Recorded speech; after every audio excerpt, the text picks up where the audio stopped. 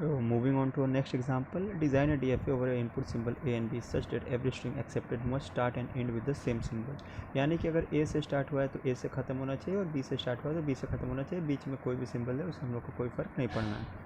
तो इस केस में भी जो सबसे छोटा स्ट्रिंग एक्सेप्टेड होगा वो होगा या तो A या तो B, क्योंकि A से ही स्टार्ट हो रहा है और A से ही ख़त्म हो रहा है। तो Q0 से हम लोग स्टार्ट करेंगे, इनपुट सिंबल देंगे A और Q1 पे चले जाएंगे, जो कि होगा हम लोग का फाइनल स्टेट, क्योंकि हम लोग का सबसे छोटा स्ट्रिंग जो है वो एक्सेप्ट हो चुका है। और Q1 पे अगर हम लोग को जितनी बार भी A मिले फिर भी हम लोग का स्ट्रिंग जो है वैलिड रहेगा, क्योंकि वो A से ही स्टार्ट हो रहा है और A से ही ख़त्म हो रहा है, इसीलिए यहाँ पे हम लोग Q1 पे A का लूप लगा दें।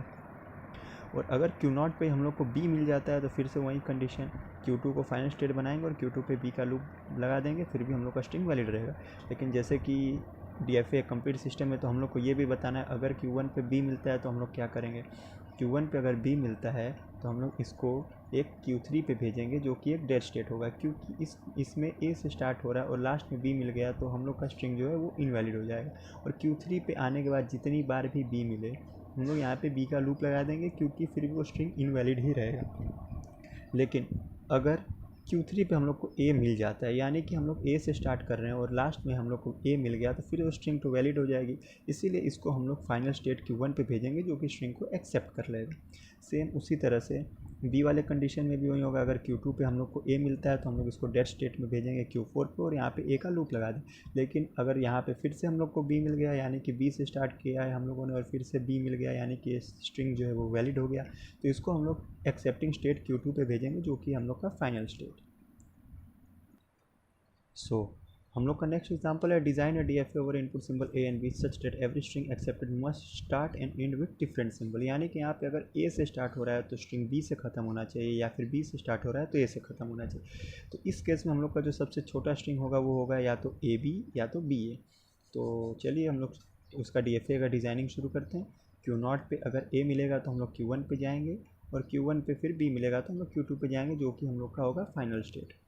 और अगर Q0 पे B मिल गया तो हम लोग Q3 पे जाएंगे, फिर यहाँ पे A मिलेगा तो हम लोग Q4 पे जाएंगे, जो कि होगा हम लोग का फाइनल स्टेट, क्योंकि यहाँ पे A B एक्सेप्ट हो रहा है, A से स्टार्ट हो रहा है B पे ख़त्म हो रहा है, या फिर B से स्टार्ट हो रहा है A पे ख़त्म हो रहा है। लेकिन अगर सिस्टम को हम लोग को कंप्लीट करना है तो हम लोग को हर स्टेट पे ट्रांजिशन हर सिंबल का दिखाना पड़ेगा। तो आइए इसकी बात करते हैं। अगर Q1 पे A मिला तो उसके बाद हम लोग को B मिल रहा है, तो Q1 पे जितनी बार भी A मिले उससे हम लोग को कोई फ़र्क नहीं पड़ना है, स्टार्टिंग हम लोग का A से हो रहा है और एंडिंग B से हो रहा है, तो वो स्ट्रिंग एक्सेप्ट होगा। तो यहाँ पे हम लोग Q1 पे A का लूप लगा देंगे। और अगर Q2 पे हम लोग को जितनी बार भी B मिले, ये स्ट्रिंग जो है ये एक्सेप्ट होगा, क्योंकि A से स्टार्ट हो रहा है और B पे ख़त्म हो रहा है, तो इस पर भी हम लोग सेल्फ लूप लगा देंगे Q2 पे B का, और ये फाइनल स्टेट में स्ट्रिंग एक्सेप्ट होगा। लेकिन अगर Q2 पे हम लोग को फिर A मिल जाता है, यानी कि हम लोग A से स्टार्ट कर रहे हैं, हम लोग को लास्ट में फिर A मिलता है, ये स्ट्रिंग जो है वो वैलिड नहीं रहेगा, इसलिए हम लोग को इसको ऐसे स्टेट में भेजना है जहाँ से ये दोबारा इस मशीन को B मिले और ये फाइनल स्टेट तक जाए। तो वो स्टेट है Q1, क्योंकि Q1 के बाद अगर Q1 को B मिलेगा तभी ये फाइनल स्टेट Q2 पे जाएगा। सेम उसी तरह से अगर Q3 पे हम लोग को A मिलेगा तो हम लोग B से स्टार्ट कर रहे हैं, A से ख़त्म कर रहे हैं, तो Q4 फाइनल स्टेट पे जाएगा। Q3 पे B का लूप लगा देंगे, क्योंकि A से पहले जितनी बार भी B आए हम लोग का एंडिंग B से A से ही होना है, स्टार्टिंग B से होना है। Q4 पे भी अगर A का लूप लगा देंगे, क्योंकि स्टार्टिंग हम लोग B से कर रहे हैं, Q4 पे लास्ट में जितनी बार भी A आए स्ट्रिंग वैलिड रहेगा। लेकिन अगर Q4 पे भी एक B आ गया, यानी कि हम लोग B से स्टार्ट कर रहे हैं फिर B पे ख़त्म हो रहा है, तो इस कंडीशन में हम लोग क्या करेंगे कि Q4 पे अगर B आ गया तो इसको ऐसे स्टेट पे भेजेंगे जो स्टेट A इनपुट लेके Q4 पे जा सके। यानी कि अगर हम लोग को B मिल चुका है तो उसके बाद फिर से A मिलेगा तो हम लोग Q4 पे जाएंगे, यानी कि B से स्टार्ट किया हम लोगों ने, फिर A से हम लोग को ख़त्म करना है। लेकिन हम लोग इस कंडीशन में क्या हो रहा था, B से स्टार्ट होकर B पे ख़त्म हो रहा था, इसलिए हम लोगों ने इसको Q3 पे भेज दिया, ताकि यह यहाँ से A एक्सेप्ट करके ही फाइनल स्टेट तक पहुँच सके। आइए और एक एग्जांपल की बात करते हैं, design a DFA over input symbol A and B such that every string accepted must start with double A और डबल B। यहाँ पे हम लोग को ये बताया गया है कि स्टार्टिंग डबल A या डबल B से होनी चाहिए। Q0 पे देखिए